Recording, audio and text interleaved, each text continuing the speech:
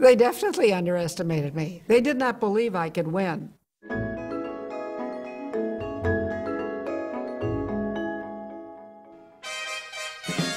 I got my master's from Harvard in political science. A wonderful guy came along, and Fred Schlafly, and we were married in 1949. I spent 25 years as a full-time homemaker, but full-time homemakers have got time for hobbies, and politics was my hobby.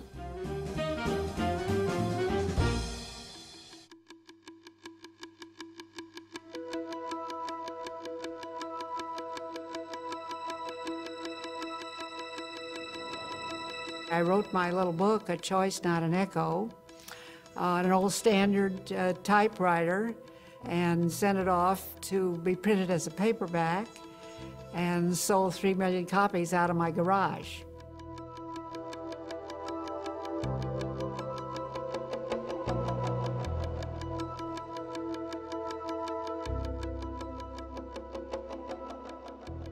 Everybody who was anybody was for the Equal Rights Amendment. All the prominent politicians, all the way from Ted Kennedy to George Wallace. 3 presidents, Nixon and Ford and Carter.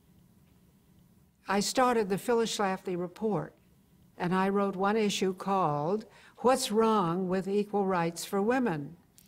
And pretty soon I began to get telephone calls from friends around the country saying, Phyllis, I took your newsletter to our legislature and they defeated ERA. And then I realized we had something. The Equal Rights Amendment will take away the right of a wife to be supported by her husband in a home provided by her husband, and her right to have her husband support her minor children.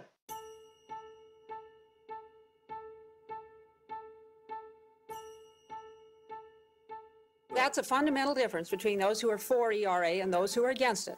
You think my daughter should serve. I think women should have the choice not to serve. In the early years of fighting ERA, I started out with my Republican women friends, but then I realized we needed reinforcements. So I sent out appeals to the various churches. We had the Catholics, the Protestants, the Evangelicals, the Mormons, and the Orthodox Jews.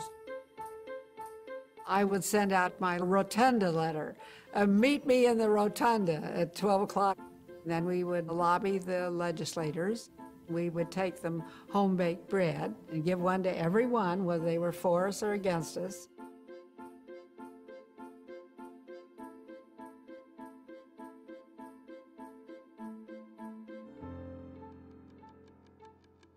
Well, it was very exciting, and the Capitol was crowded. The national media were all there, and we didn't know if we had the votes. We had done all we could, but I tell people God brought us 2 votes from Chicago we had never had before.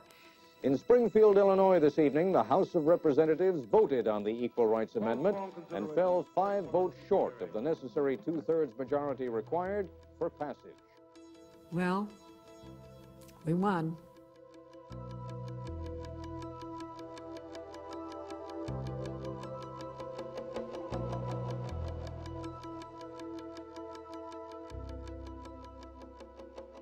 I brought in all these new people who had never been to the state capitol before, who never been involved in politics. Then, of course, the next year we came along and elected Ronald Reagan.